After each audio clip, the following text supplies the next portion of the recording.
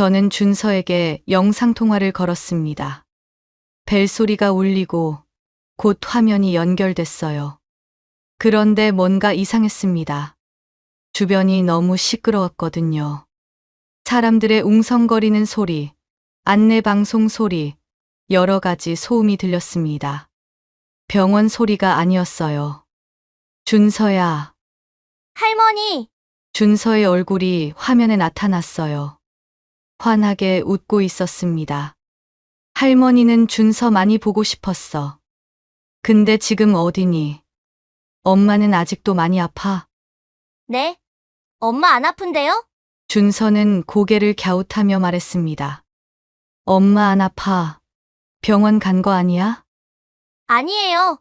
우리 지금 엄마랑 같이 있어요. 여기요. 준서가 핸드폰을 돌렸습니다. 그러자 화면에 유나가 보였어요. 저는 그 순간 얼어붙었습니다. 유나는 꽃무늬 원피스를 입고 있었어요. 선글라스를 손에 들고 있었고 화장도 진하게 하고 있었습니다. 아픈 사람의 모습이 아니었어요. 여행을 떠나는 사람의 모습이었습니다. 분명 저한테는 밤새 토해서 병원 응급실에 있다고 했는데 뭔가 이상했어요. 준서야, 너희 지금 어디 있는 거야? 엄마 아파서 병원 간 거 아니었어? 아니요. 우리 오늘 비행기 타고 여행 가요. 지금 공항에 왔어요. 비행기를 타고 여행을 간다고요? 저는 말문이 막혔습니다. 할머니, 우리 오늘 비행기 타요. 엄마가 재밌는 곳에 간다고 말해줬어요. 준서는 신이 나서 말했습니다. 아이는 거짓말을 모르니까 있는 그대로를 이야기했어요. 그때 화면 뒤에서 성우의 목소리가 들렸어요. 준서야, 너 지금 누구랑 통화해? 성우가 준서에게 다가왔습니다. 그리고 핸드폰을 보더니 얼굴이 하얗게 질렸어요. 어머니, 이게 지금 무슨 일이니? 죄송합니다. 어머니, 사실은 저희가 오늘 장모님이랑 해외여행 가기로 했어요. 뭐라고? 일주일 동안 여행 가기로 했어요. 그런데 어머니한테 말씀드리기가 너무 죄송해서 거짓말을 한 거예요. 저는 말을 잇지 못했습니다. 설마 유나가 아프다는 것도 거짓말이었어? 네, 죄송합니다. 나만 빼고 장모님이랑만 여행을 간다는 거지? 네, 성우의 목소리는 점점 작아졌습니다. 어머니, 정말 죄송해요. 지금 비행기 타야 해서 전화 끊어야 할 것 같아요. 돌아와서 다시 말씀드릴게요. 제가 대답을 하기도 전에 전화가 끊겼습니다. 이 모든 일이 어떻게 시작되었는지 그 이야기를 처음부터 들려드릴게요.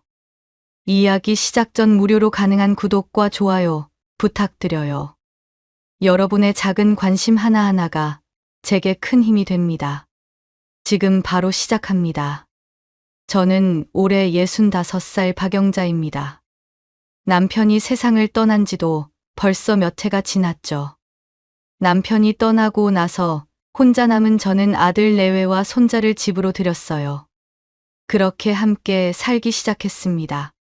매일 아침 일찍 일어나 밥을 짓고 설거지를 하고 빨래를 하고 청소를 했어요. 며느리 유나는 아침마다 잠이 많다며 늦게 일어났지만 저는 뭐라 하지 않았습니다. 젊은 사람들은 다 그러려니 했죠. 아들 성우는 착한 아이예요. 어릴 때부터 말썽 한 번 부리지 않고 자랐습니다. 남편과 제가 일해서 대학까지 보냈고 지금은 그럭저럭 괜찮은 회사에 다니고 있어요. 그런데 결혼하고 나서부터는 좀 달라진 것 같습니다. 아니, 달라진 게 아니라 며느리 눈치를 많이 보게 됐다고 해야 할까요? 그렇게 시간이 흘러 추석이 다가왔습니다. 며칠 전 유나가 제게 말했어요. 어머님, 이번 추석 당일에는 저희가 친정에 먼저 다녀와도 될까요? 대신 다음 날에 어머님이랑 저희랑 같이 시간 보내고요. 저는 잠시 생각했습니다.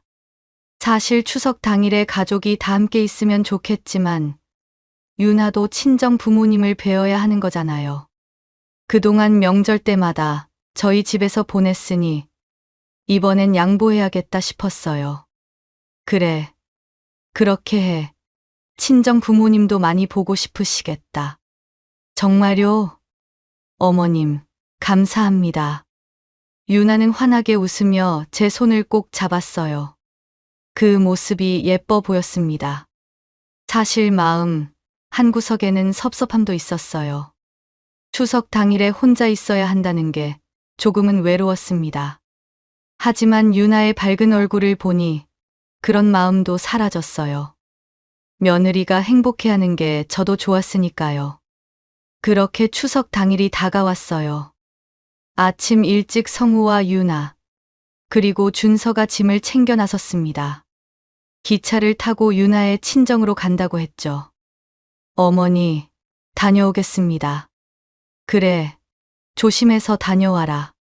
사돈댁 분들께 내 안부도 전해주고. 네, 알겠습니다. 현관문이 닫히고 집 안이 조용해졌어요. 혼자 남은 집은 참 넓게 느껴졌습니다. 하지만 저는 가만히 앉아 있을 수가 없었어요. 내일 가족들이 오면 함께 먹을 음식을 준비해야 했으니까요. 추석 당일에 혼자 있는 집은 고요했어요. 평소라면 손자 준서가 뛰어다니는 소리, 며느리 유나가 흥얼거리는 노래 소리가 들렸을 텐데 말이죠. 창문을 열자 시원한 바람이 들어왔습니다. 날씨가 참 좋았어요. 가을 하늘은 높고 푸르렀습니다. 이런 날에는 가족들과 함께 시간을 보내면 좋을 텐데 하는 생각이 들었죠. 하지만 곧 다시 볼 수 있다는 생각에 마음을 다잡았습니다. 간단히 식사를 마치고 시장으로 향했어요. 장바구니를 들고 시장 골목을 돌아다니며 장을 봤습니다. 갈비용 고기, 동태, 다진 고기, 각종 채소들을 샀죠. 장바구니가 무거웠지만 마음은 가벼웠어요. 시장 아주머니들과 이야기도 나눴습니다. 명절이라 사람들이 많았어요. 다들 장을 보러 나온 사람들이었죠. 아이고, 박 여사님. 오늘 장 많이 보시네요. 단골 정육점 아주머니가 말했습니다. 네. 내일 아들네 가족이랑 같이 먹으려고요. 그래요? 좋겠네요. 가족들이랑 같이 있으면 행복하죠. 그럼요. 아주머니는 웃으며 고기를 잘 골라줬어요. 신선한 갈비를 포장해주면서 맛있게 드시라고 했습니다. 채소 가게에서도 싱싱한 것들로 골랐어요. 무는 크고 단단한 걸로, 파는 푸른 것으로, 당근은 굵은 것으로 샀습니다. 집에서 음식을 만들 생각을 하니 벌써 기분이 좋아졌어요. 집에 돌아와 본격적으로 요리를 시작했습니다. 성우가 결혼하면서 유나가 힘들까봐 제사도 지내지 않기로 했어요. 그래서 명절 음식도 많이 하지 않습니다. 예전처럼 전 종류를 10가지씩 부칠 필요도 없고요. 하지만 가족들이 좋아하는 몇 가지는 꼭 만들고 싶었어요. 갈비찜, 동태전, 동그랑땡. 이 정도면 충분하다 싶었습니다. 먼저 갈비를 손질했어요. 찬물에 담가 핏물을 빼내고 양념을 만들었죠. 간장, 설탕, 다진 마늘, 배즙, 참기름을 섞어 갈비에 골고루 발랐어요. 양념이 잘 배도록 주물러가며 버무렸습니다. 다음은 전을 부쳤어요. 동태를 손질해서 밀가루와 계란을 입히고 달군 팬에 지글지글 구웠습니다. 동그랑땡도 만들었죠. 다진 고기에 두부를 으깨 넣고 양파와 당근을 잘게 썰어 넣었어요. 간을 맞추고 동그랗게 빚어서 부쳤습니다. 전을 부치는 동안 주방은 뜨거워졌습니다. 기름 냄새가 온 집안에 퍼졌어요. 땀이 났지만 멈출 수 없었습니다. 가족들이 맛있게 먹을 모습을 생각하면 힘이 났어요. 한참을 일하다 보니 어느새 해가 기울었어요. 시계를 보니 저녁 6시가 넘었습니다. 아침부터 지금까지 쉬지 않고 일했던 거예요. 허리가 아팠습니다. 한참을 서서 일했더니 다리도 저렸고요. 어깨도 뻐근했습니다. 손목도 아팠어요. 전을 붙이느라 계속 펜을 흔들었더니 손목에 무리가 갔나 봅니다. 하지만 음식들이 완성되니 뿌듯했어요. 마지막으로 뒷정리를 했습니다. 설거지를 하고 주방을 깨끗이 닦았어요. 완성된 음식들은 냉장고에 잘 보관했습니다. 내일 아침에 다시 데우고 밥을 지으면 되니까요. 모든 일을 마치고 방으로 들어갔어요.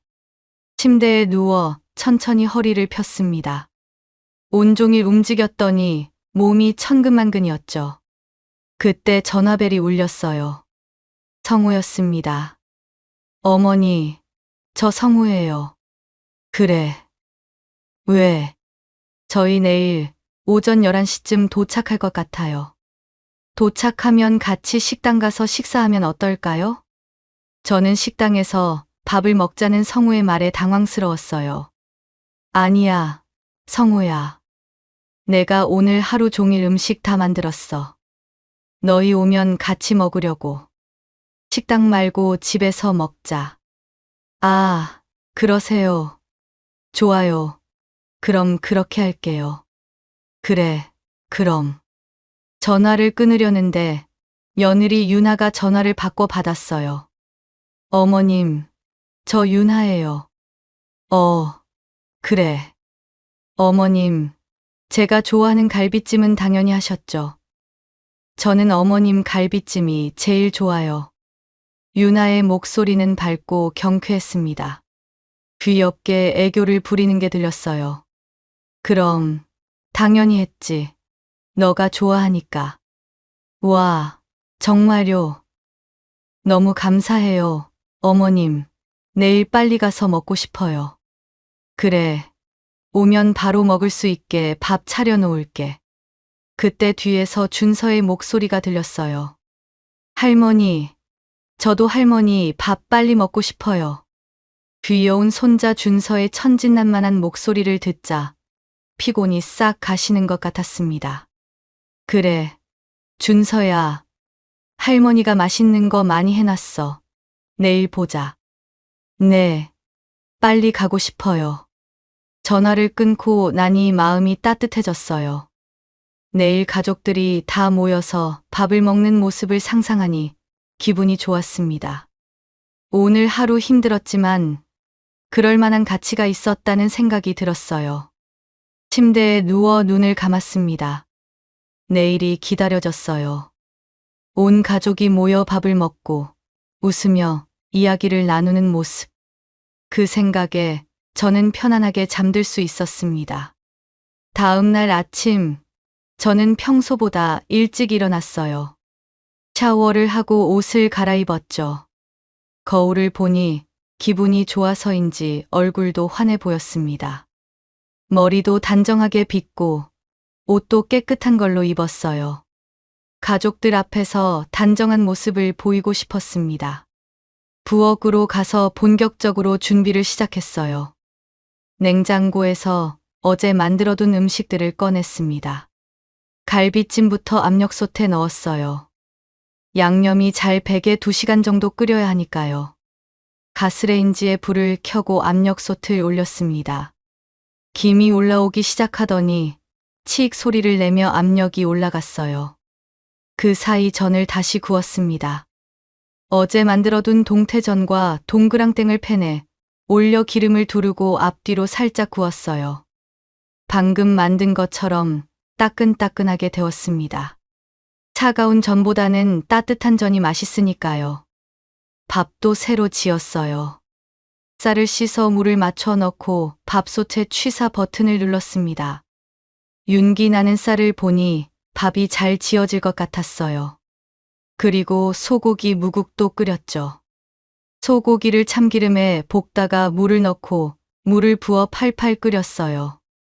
국간장으로 간을 맞추니 구수한 냄새가 났습니다. 국물 맛을 보니 딱 좋았어요. 너무 짜지도 싱겁지도 않았습니다. 성우가 좋아하는 맛이에요. 시계를 보니 벌써 10시였어요. 1시간만 있으면 가족들이 도착합니다. 저는 부지런히 상을 차렸어요. 밥그릇을 놓고, 국그릇을 놓고, 반찬들을 예쁘게 담았습니다. 갈비찜도 압력솥에서 꺼내 접시에 담았어요. 윤기가 자르르 흐르는 갈비를 보니 입맛이 당겼습니다. 전들도 접시에 예쁘게 담았어요. 동태전은 큰 접시에, 동그랑땡은 작은 접시에 담았습니다. 김치도 꺼내서 예쁜 그릇에 담았죠. 드디어 모든 준비가 끝났어요. 상차림을 보니 흡족했습니다. 이 정도면 충분하겠다 싶었죠. 갈비찜의 윤기, 노릇노릇한 전들, 따끈한 밥과 국. 완벽했어요. 거실 소파에 앉아 시계를 봤어요. 11시가 됐습니다. 저는 이제 곧 오겠다는 설레는 마음으로 현관문을 바라봤어요. 그런데 시간이 지나도 오지 않았습니다. 11시 10분, 20분, 30분. 차가 막히나 보다 생각했어요. 명절이라 도로가 복잡할 수 있으니까요. 하지만 점점 불안해지기 시작했습니다. 혹시 무슨 일이 생긴 건 아닐까? 사고라도 난 건 아닐까? 그런 생각이 들자 마음이 급해졌어요. 그때 전화벨이 울렸습니다. 성우였어요. 여보세요, 얘야. 어머니. 성우의 목소리가 평소와 달랐어요. 뭔가 힘이 없고 떨리는 것 같았습니다. 왜 그러니? 무슨 일 있어? 어머니, 죄송해요. 어제 저녁에 유나가 갑자기 아팠어요. 밤새 토를 너무 많이 해서 급하게 응급실에 왔어요. 뭐, 유나가 아프다고. 많이 아프니? 저는 깜짝 놀라 벌떡 일어났습니다. 네. 아직 많이 힘들어해요. 그래서 오늘 집에 못 갈 것 같아요. 정말 죄송합니다. 아니, 괜찮아. 유나는 괜찮은 거야? 병원은 어디야? 내가 그쪽으로 갈까? 준서는 누가 봐? 내가 가서 준서 봐줄게. 아니에요, 어머니. 장모님이 여기 계셔서 안 오셔도 돼요. 그래도, 어머니, 지금 좀 정신이 없어요. 나중에 다시 전화드릴게요. 알았어. 유나 잘 챙기고. 성우는 급하게 전화를 끊었어요. 저는 멍하니 전화기를 내려다봤습니다. 유나가 밤새 토를 하고 아프다니. 지금 병원 응급실에 있다는데 걱정이 됐어요. 상 위의 음식들을 바라봤습니다. 아침부터 정성껏 준비한 음식들이 그대로 놓여 있었어요. 김이 모락모락 나던 밥과 국도 이제는 조금씩 식어가고 있었습니다. 하지만 한편으로는 마음 한구석이 허전했습니다. 아침부터 열심히 준비한 밥상을 보니 허탈했어요. 가족들과 함께 먹을 생각에 설레던 마음은 어디로 가고 혼자 남은 저만 덩그러니 남았습니다. 상 위에 놓인 음식들이 서서히 식어가는 게 보였어요. 저는 한숨을 쉬며 소파에 앉았어요. 어쩔 수 없죠. 사람이 아픈데 어떡하겠어요. 그래도 유나가 빨리 나았으면 좋겠다는 생각이 들었습니다. 결국 저는 혼자 밥을 먹었습니다. 맛이 없었어요. 혼자 먹으니 음식이 목으로 넘어가지 않았습니다. 억지로 몇 술 뜨고는 그만뒀어요. 설거지를 하고 음식들을 치웠습니다. 성우와 유나가 돌아오면 먹을 수 있게 냉장고에 잘 보관했어요. 그런데 유나가 밤새 토를 했다니 걱정이 됐습니다. 병원에서 링거를 맞고 있을 텐데 돌아오면 소화가 잘 되는 음식을 먹어야 할 것 같았어요. 그래서 죽을 끓이기로 했습니다. 쌀을 씻어 냄비에 넣고 물을 많이 부었어요. 약한 불에 천천히 끓이며 주걱으로 저었습니다. 쌀알이 퍼지면서 고소한 냄새가 났어요. 한참을 끓이다 보니 죽이 완성됐습니다. 유나가 오면 바로 먹을 수 있게 그릇에 담아뒀어요. 그때 핸드폰에서 알림음이 울렸습니다. 문자였어요. 화면을 보는 순간 저는 멈췄습니다. 어머님 공항에 3시까지 오셔서 도착하면 연락 주세요. 공항이라고요? 이게 무슨 내용이죠? 저는 어리둥절했어요. 왜 갑자기 공항 이야기가 나오는 걸까요? 성우에게 전화를 걸었습니다. 벨소리가 몇 번 울리더니 전화가 연결됐어요. 성우는 숨을 헐떡이며 전화를 받았습니다. 성우야, 너 지금 어디 있니? 어머니, 저 병원이에요. 그럼 방금 문자 보낸 거 뭐야? 네. 무슨 문자요? 성우는 무슨 말인지 모르겠다는 듯 되물었어요. 공항에 3시까지 오라는 문자. 이게 뭐야? 네. 뭐라고요? 성우의 목소리가 갑자기 당황스러워졌습니다. 어머님 공항에 3시까지 오셔서 도착하면 연락 주세요. 이런 내용인데. 아, 그거요. 그게 제 친구한테 보내려던 건데 잘못 보낸 것 같아요. 친구. 무슨 친구? 제 친구가 오늘 해외여행 간대요. 그래서 공항에 배웅 나가려고 했는데 제가 실수로 어머니한테 보냈나 봐요.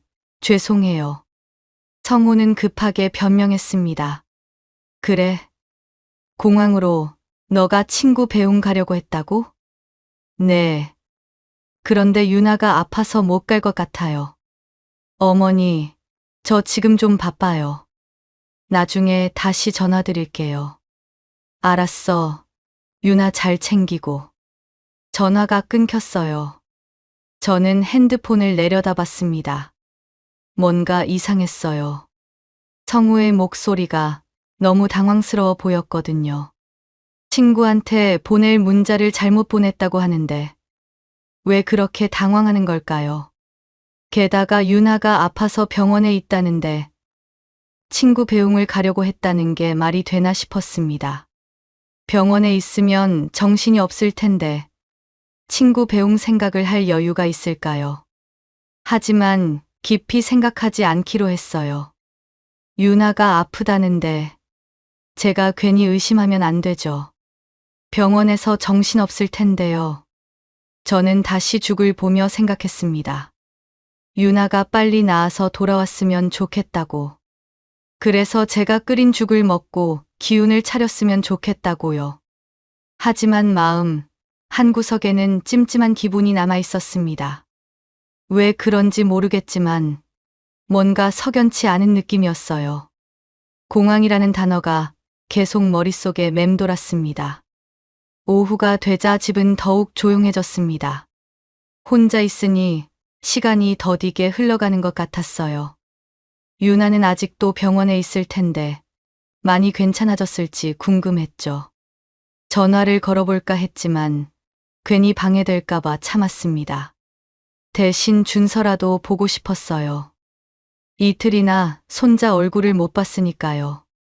거실을 왔다 갔다 하며 생각했습니다. 준서는 뭐 하고 있을까? 병원에서 심심하지는 않을까? 할머니가 없으니 재미없을 텐데. 저는 준서에게 영상통화를 걸었습니다. 벨소리가 울리고 곧 화면이 연결됐어요. 그런데 뭔가 이상했습니다. 주변이 너무 시끄러웠거든요. 사람들의 웅성거리는 소리, 안내방송 소리, 여러 가지 소음이 들렸습니다. 병원 소리가 아니었어요.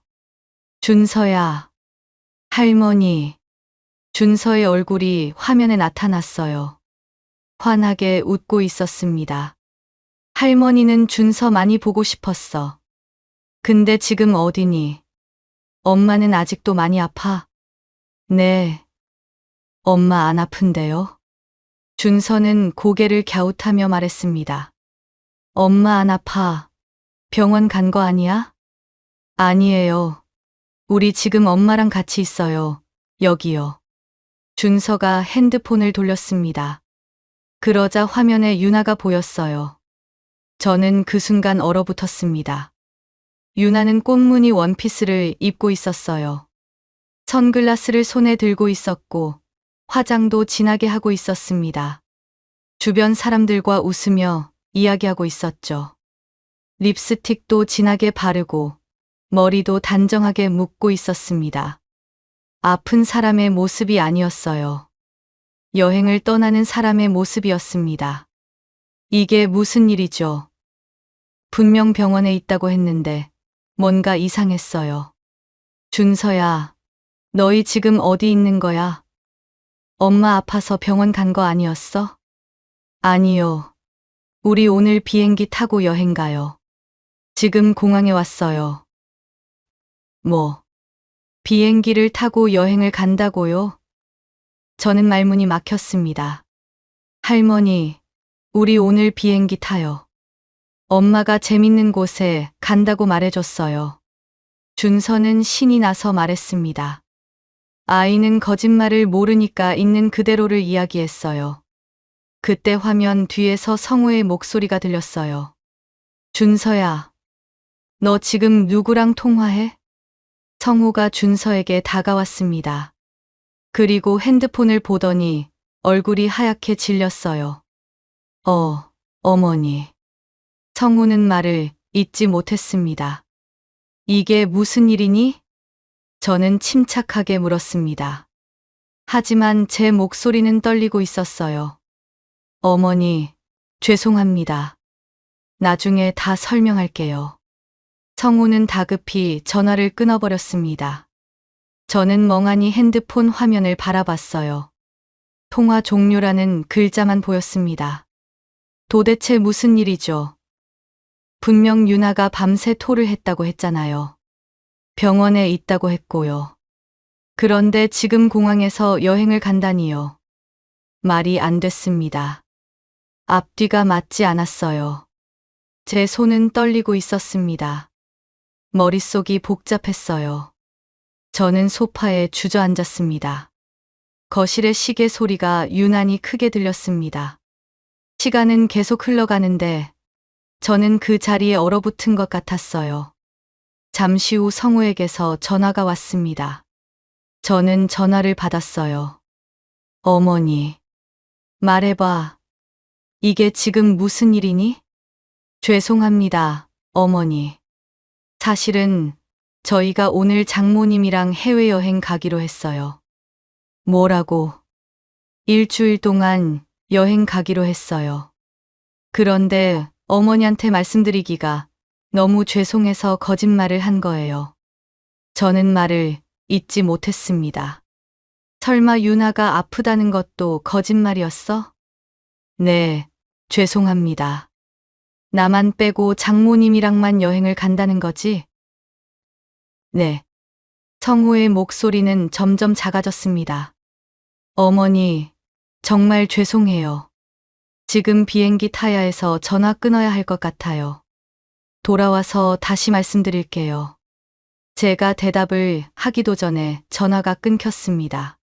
저는 핸드폰을 내려놓았어요. 그리고 텅 빈 거실을 바라봤습니다. 어제부터 오늘까지 제가 한 모든 일들이 머릿속을 스쳐 지나갔습니다. 장을 보고, 음식을 만들고, 밥상을 차리고, 죽을 끓이고, 모두 가족들을 위한 것이었어요. 그런데 그 가족들은 저를 속이고 여행을 갔습니다. 저만 빼고요. 저는 거실 소파에 앉아 멍하니 있었습니다. 시간이 얼마나 흘렀는지 모르겠어요. 창밖이 어두워지고 있었습니다. 머릿속이 복잡했어요. 아니, 복잡한 게 아니라 텅 비어버린 것 같았습니다. 아무 생각도 나지 않았어요. 왜 거짓말을 했을까요? 그냥 솔직하게 말하면 안 됐을까요? 장모님이랑 여행 간다고 하면 저는 보내줬을 거예요. 섭섭하긴 했겠지만 그래도 이해했을 거예요. 그런데 거짓말을 했습니다. 유나가 아프다고, 병원에 있다고, 토를 했다고. 전부 거짓말이었어요. 저를 뭘로 본 걸까요? 그냥 밥이나 차려주는 식모인가요? 아니면 언제든 속여도 되는 사람인가요? 생각하면 할수록 화가 났습니다. 하지만 동시에 서러웠어요. 평생을 가족을 위해 살았는데 이런 대접을 받다니 가슴이 답답했습니다. 숨을 쉬기가 힘들었어요. 눈물이 나오려고 했지만 참았습니다. 울고 싶지 않았어요. 남편이 있을 때는 제가 힘들면 의지할 곳이 있었습니다. 하지만 남편이 세상을 떠난 후로는 모든 걸 혼자 감당해야 했어요. 그래도 아들이 있으니 괜찮을 거라 생각했습니다. 며느리도 착하고 손자도 있으니 외롭지 않을 거라고요. 그래서 더 열심히 살았어요. 가족들을 위해 뭐든 했습니다. 아침마다 일찍 일어나 밥을 지었고 빨래를 했고 청소를 했어요.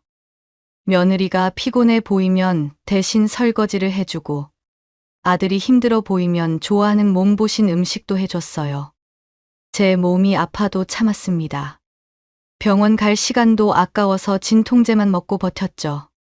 그렇게 살아온 세월이 얼마인가요? 남편이 세상을 떠난 후로 계산하면 몇 년이 됩니다. 그 세월 동안 저는 저를 위한 시간을 단 한 번도 가져본 적이 없어요. 여행도 가보지 못했습니다. 친구들이 여행 가자고 할 때마다 거절했어요. 집에 손자가 있으니 제가 돌봐야 한다고 생각했습니다. 옷도 새로 사본 적이 없어요. 입던 옷을 계속 입었습니다. 옷 살 돈이 있으면 손자 옷이나 장난감을 사주고 싶었거든요. 그렇게 평생을 살았는데 이런 대접을 받는 거예요. 거짓말로 속이고 혼자 남겨두고 여행을 가다니. 저는 핸드폰을 들었습니다. 그리고 친구 순애에게 전화를 걸었어요. 여보세요, 영자야? 순애야. 어머, 너 목소리 왜 그래? 무슨 일 있어? 순애는 제 목소리만 듣고도 알아챘습니다. 순애야, 나 아들한테 속았어. 뭐, 그게 무슨 소리야? 저는 순애에게 모든 이야기를 했습니다. 추석에 유나가 친정 간다고 했던 것부터 제가 음식을 준비했던 것, 그리고 거짓말을 했다는 것까지요. 뭐라고? 그게 무슨 짓이야? 순애는 화를 냈습니다. 나만 빼고 그거도 거짓말을 하면서 장모님이랑 해외여행을 갔다는데. 아니, 그런 애들이 어디 있어. 미친 거 아니야. 너한테 그렇게 하면 어떡해. 순애의 목소리는 점점 커졌습니다. 나도 모르겠어. 왜 거짓말까지 했는지. 영자야, 너 왜 참고 있어? 그렇게 당하고만 있을 거야? 그래도 내 아들인데. 아들이면 다야? 너도 사람이야. 감정이 있는 사람이라고. 너가 얼마나 힘들게 살았는데 그렇게 무시를 당해? 순애는 계속 화를 냈습니다. 나도 화가 나. 정말 화가 나는데 어떻게 해야 할지 모르겠어. 똑같이 갚아줘야지. 너도 걔네들한테 똑같이 해줘야 해. 그래야 정신을 차리지. 똑같이. 그래. 너가 당한 만큼 똑같이 돌려줘. 그래야 너 마음도 풀리고 걔네들도 반성하지. 순애의 말에 저는 생각에 잠겼습니다. 순애야, 고마워. 내가 좀 생각해 볼게. 영자야, 너 혼자 참지 마. 힘들면 언제든 전화해, 알았지? 응, 고마워. 전화를 끊고 나니 조금 마음이 정리됐습니다. 저는 결심했어요. 제가 당한 만큼 돌려주기로요. 더 이상 참지 않기로요. 성혼에는 일주일 동안 여행을 간다고 했습니다. 그럼 저한테도 일주일이 있는 거예요. 일주일 동안 모든 걸 정리하기로 했습니다. 창밖을 바라봤습니다. 해가 지고 있었어요. 하지만 제게는 새로운 시작이 될 거예요. 이제 저를 위해 살 시간입니다. 다음 날 아침, 저는 일찍 일어났습니다. 잠을 설쳤지만 머리는 맑았어요. 해야 할 일이 많았으니까요. 먼저 생각한 건 집이었습니다. 지금 살고 있는 이 집 말이에요. 이 집은 남편과 제가 힘들게 일해서 장만한 겁니다. 젊었을 때 얼마나 고생했는지 몰라요. 아침부터 밤까지 일하고 돈을 모으고 그렇게 해서 겨우 마련한 집이에요. 남편은 공장에서 일했습니다. 새벽 5시에 일어나 출근하고 밤 10시에 퇴근했어요. 주말에도 일했습니다. 명절에도 쉬지 않고 일했죠. 저도 식당에서 설거지를 했고 건물 청소 일도 했어요. 성호를 키우면서 일하느라 정말 힘들었습니다. 가끔은 아이를 이웃집에 맡기고 일하러 나갔죠. 그렇게 몇 년을 일해서 모은 돈으로 이 집을 샀습니다. 집을 샀을 때 얼마나 기뻤는지 몰라요. 남편과 둘이 안고 울었습니다. 드디어 우리 집이 생겼다고요. 그때의 기쁨을 아직도 기억합니다. 집 열쇠를 받아들고 문을 열었을 때의 그 감동. 텅 빈 집이었지만 우리에게는 천국 같았어요. 남편이 세상을 떠난 뒤에도 이 집은 제 명이었습니다. 성우와 유나는 얹혀 사는 거였죠. 수도세나 전기세 같은 공과금도 제가 냈고 집 관리도 제가 했어요. 그런데 이제 더 이상 같이 살 이유가 없다고 생각했습니다. 저를 이렇게 무시하고 속이는 사람들과 함께 살 필요가 뭐가 있겠어요. 저는 순애에게 전화를 걸었습니다. 순애야, 나 영자야. 영자야. 너 말이 맞았어, 순애야. 나도 이제 결심했어. 정말 뭘 할 건데? 집을 정리하려고. 혹시 아는 부동산 있어? 집을 정리한다고. 팔려고? 응. 일주일 안에 최대한 빨리 팔아야 해. 알았어. 내가 아는 부동산 있어. 소개시켜줄게. 잠깐만 기다려. 순애는 곧바로 부동산 연락처를 보내줬습니다. 저는 그 부동산에 전화를 걸었어요. 여보세요. 부동산이죠? 네, 맞습니다. 무엇을 도와드릴까요? 집을 팔려고 하는데요. 최대한 빨리 팔 수 있을까요? 주소가 어떻게 되시죠? 저는 주소를 알려줬습니다. 그러자 부동산 중개사가 말했어요. 아, 그 동네요. 거기는 수요가 많아서 금방 팔릴 겁니다. 언제 한번 집 보러 가도 될까요? 오늘 오후에 오시면 돼요. 알겠습니다. 그럼 오후 2시에 뵙겠습니다. 전화를 끊고 나니 가슴이 두근거렸습니다. 정말로 시작된 거예요. 오후 2시 부동산 중개사가 왔습니다. 중년의 남자분이었어요. 안녕하세요. 집 한번 볼게요. 중개사는 집 안을 꼼꼼히 살펴봤습니다. 방도 보고 화장실도 보고 베란다도 봤어요. 집 상태가 좋네요. 평수도 적당하고 위치도 좋습니다. 학교도 가깝고 지하철역도 가까워요. 이 정도면 금방 팔릴 것 같습니다. 시세보다 낮게 팔아도 되니까 최대한 빨리만 팔아주세요. 정말요? 그럼 더 빨리 팔리겠네요. 당장 내일이라도 가능합니다. 그렇게 해주세요. 중개사는 사진을 찍고 매물로 올린다고 했습니다. 집에 장점을 부각시켜서 올리겠다고 했어요. 다음 날 정말로 집 보러 오신 분들이 있었어요. 젊은 부부였습니다. 집을 보더니 마음에 든다고 했죠. 여기 정말 좋네요. 학교도 가깝고 교통도 편하고. 이 동네 오래 찾았는데 드디어 마음에 드는 집을 찾았어요. 바로 계약하시겠어요? 중개사가 물었습니다. 네, 하겠습니다. 언제 잔금 치르면 되나요? 일주일 후면 됩니다. 알겠습니다. 그렇게 하루 만에 집이 팔렸습니다. 계약금을 받고 일주일 뒤에 잔금을 받기로 했어요. 집을 판 돈은 3억이었습니다.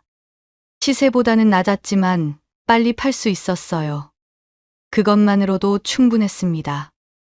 이제 집 안을 정리해야 했습니다. 가구들을 처분하기 시작했어요. 소파, 식탁, 침대, TV 같은 큰 가구들은 당근마켓에 올렸습니다. 중고로 저렴하게 내놓으니 금방 팔렸어요. 사람들이 와서 가구들을 가져갔습니다. 그렇게 며칠 동안 부지런히 움직였어요. 제 물건들만 챙기고 성우와 유나, 준서가 쓰던 물건들은 그들의 방 안에 그대로 넣어뒀습니다. 그들의 방에 들어가 보니 옷들이 가득했어요. 유나의 예쁜 옷들, 성우의 정장들, 준서의 작은 옷들, 모두 그대로 두었습니다. 거실은 텅 비었어요. 방도 텅 비었고요. 오직 성우 가족이 쓰던 방만 그대로였습니다. 집을 정리하면서 저는 제주도를 떠올렸습니다. 저는 평생 제주도에 가본 적이 없었어요. 결혼하고 나서는 바로 일만 했으니까요. 남편과 함께 여행 한번 제대로 가보지 못했습니다. 비행기도 타본 적이 없었고요. 그런데 성우와 유나는 저만 빼고 비행기를 타고 여행을 갔습니다. 그 생각을 하니 더 억울하고 화가 났습니다. 저도 살아보고 싶었어요. 제주도에서 새로운 인생을 시작하고 싶었습니다. 저는 순애에게 다시 전화를 걸었어요. 순애야, 나 제주도 가서 살려고.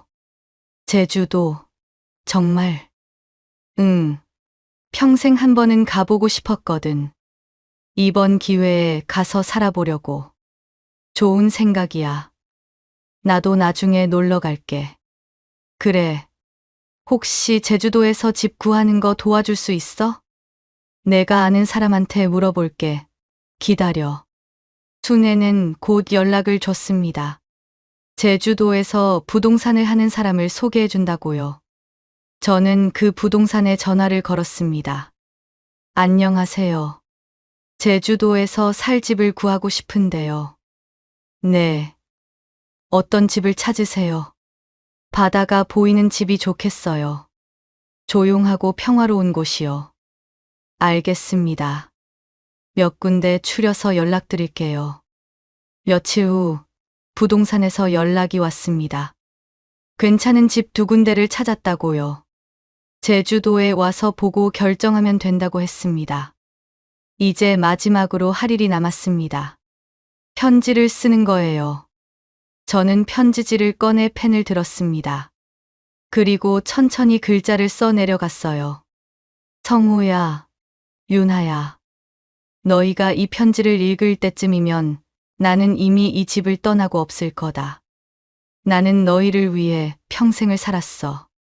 남편이 세상을 떠난 뒤에도 너희를 위해 밥을 짓고 빨래를 하고 청소를 했지. 손주를 돌보고 너희가 편하게 살 수 있도록 뒷바라지했어. 그런데 너희는 나를 뭘로 본 거니?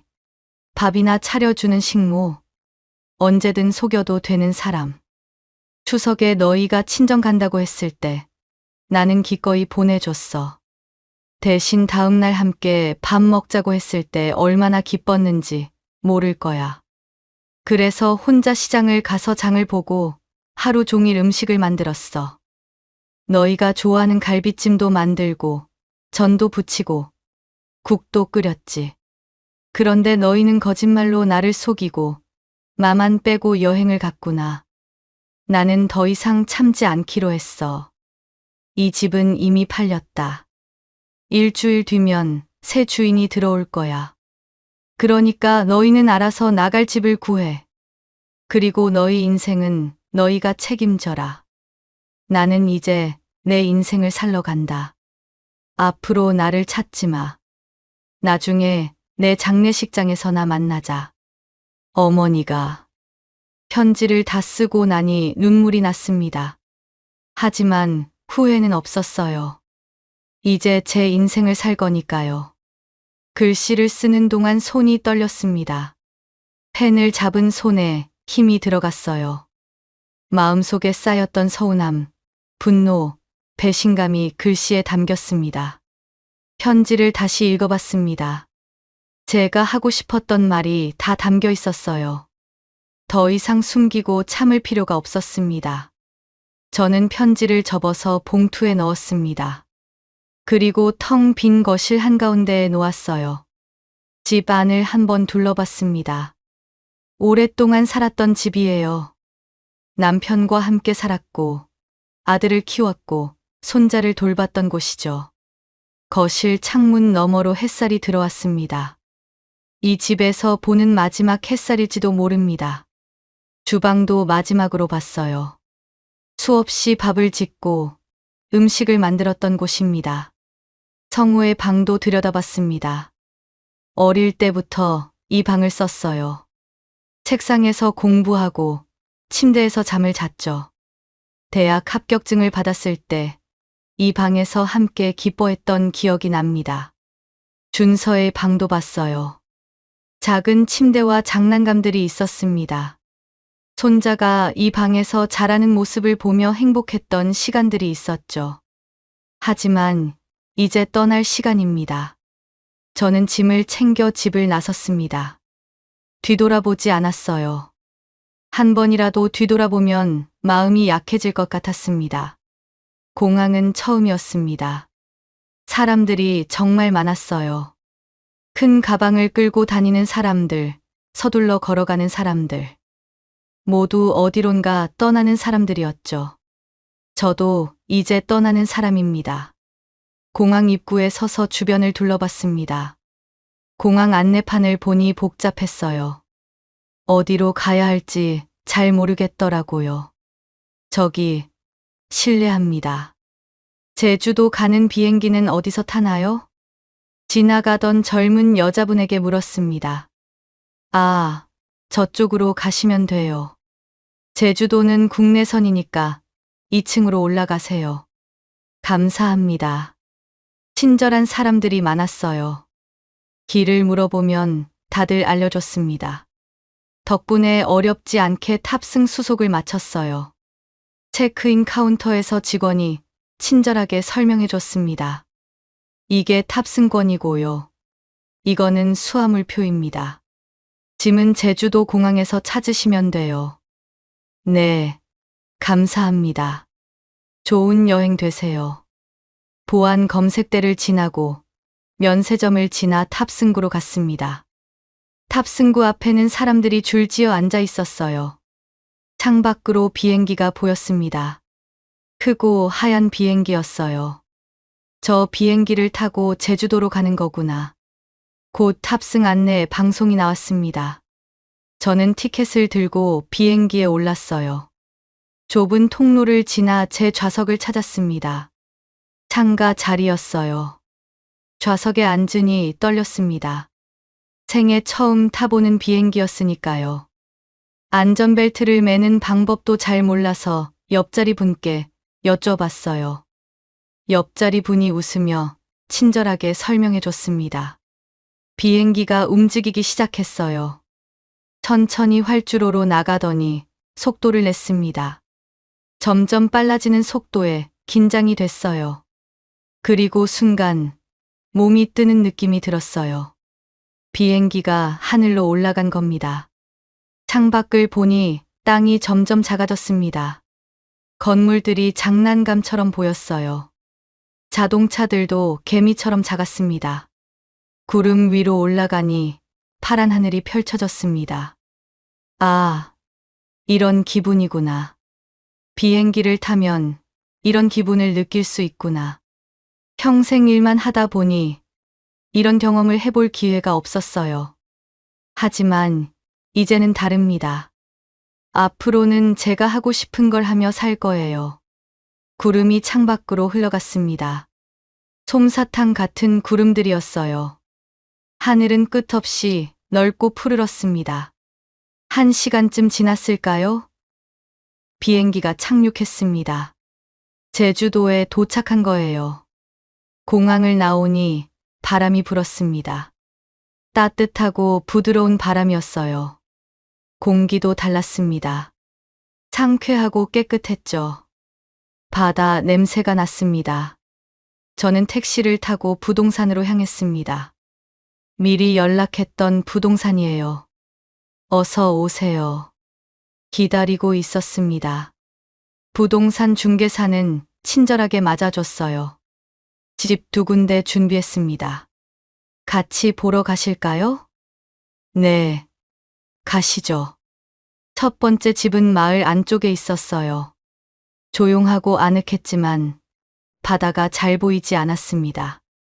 집은 깨끗했지만 뭔가 아쉬웠어요. 2번째 집은 언덕 위에 있었어요. 대문을 열고 들어서니 거실 창문으로 바다가 보였습니다. 푸른 바다가 한눈에 들어왔어요. 와, 저도 모르게 감탄사가 나왔습니다. 이렇게 아름다운 바다를 매일 볼 수 있다니. 여기가 좋겠어요. 좋은 선택이십니다. 이 집은 정말 전망이 좋거든요. 해 뜰 때 보면 더 예쁩니다. 저는 그 자리에서 계약을 했습니다. 집을 판 돈으로 전액을 지불했어요. 다음 날 이사를 했습니다. 짐이 많지 않아서 금방 끝났어요. 제가 가져온 건 옷가지와 몇 가지 생활용품뿐이었으니까요. 새 집의 거실에 섰습니다. 창문 너머로 바다가 보였어요. 파도 소리가 들렸습니다. 저는 소파에 앉아 커피를 내렸습니다. 따뜻한 커피를 마시며 바다를 바라봤어요. 평화로웠습니다. 마음이 편했어요. 오랜만에 느껴보는 평온함이었습니다. 그때 핸드폰이 울렸습니다. 성우였어요. 계속 전화가 왔습니다. 1번, 2번, 3번. 편지를 확인했나 봅니다. 하지만 저는 받지 않았어요. 더 이상 그들과 이야기할 게 없었으니까요. 한편 성우와 유나는 집에 도착했습니다. 비행기에서 내려 짐을 찾고 택시를 타고 집으로 왔어요. 일주일간의 여행은 즐거웠습니다. 좋은 호텔에서 묵고 맛있는 음식도 먹고 관광도 다녔죠. 어머님 많이 화나셨을까? 성우가 걱정스럽게 말했습니다. 화를 왜 내? 아들 며느리가 여행 다녀왔는데. 그런 걸로 화내는 시어머니가 어디 있어. 유나는 태연하게 말했어요. 그래도 우리가 거짓말을 했으니까. 뭐, 조금 섭섭해 하시겠지. 그래도 이해하실 거야. 맛있는 거 사다 드리면 되지 뭐. 유나는 가볍게 웃으며 말했습니다. 집 앞에 도착했습니다. 성우가 현관문을 열었어요. 어머니, 다녀왔습니다. 아무 대답이 없었습니다.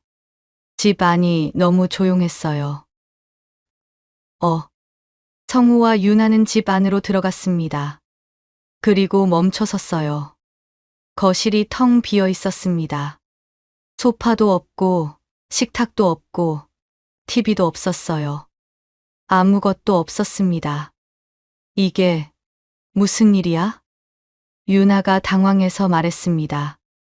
성우는 말을 잇지 못했습니다. 눈앞의 광경이 믿기지 않았어요. 거실 바닥만 덩그러니 남아 있었습니다. 먼지가 약간 쌓여 있었어요. 가구가 있던 자리만 깨끗했습니다. 그때 준서가 거실로 뛰어갔어요. 엄마, 아빠, 여기 편지 있어요. 준서가 바닥에 놓인 편지를 집어 들었습니다. 그리고 한 글자 한 글자 천천히 읽었어요. 뭐라고 써 있어? 유나가 다급하게 편지를 뺏어 들었습니다.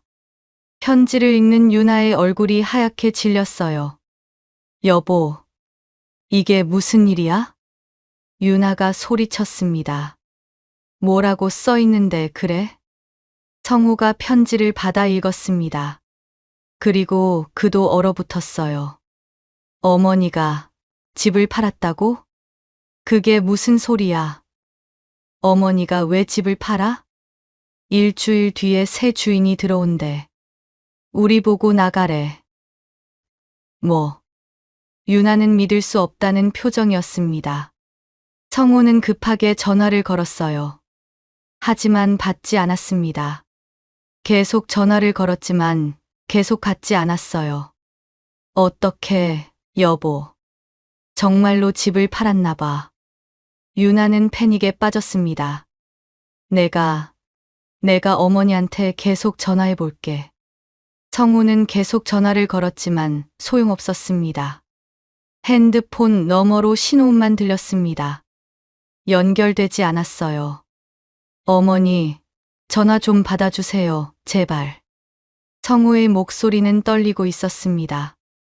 한편, 저는 제주도의 제 집 거실에서 커피를 마시고 있었어요. 핸드폰이 계속 울렸지만 받지 않았습니다. 화면에 성우의 이름이 뜨는 걸 보고도 그냥 두었어요. 바다를 바라보며 생각했습니다.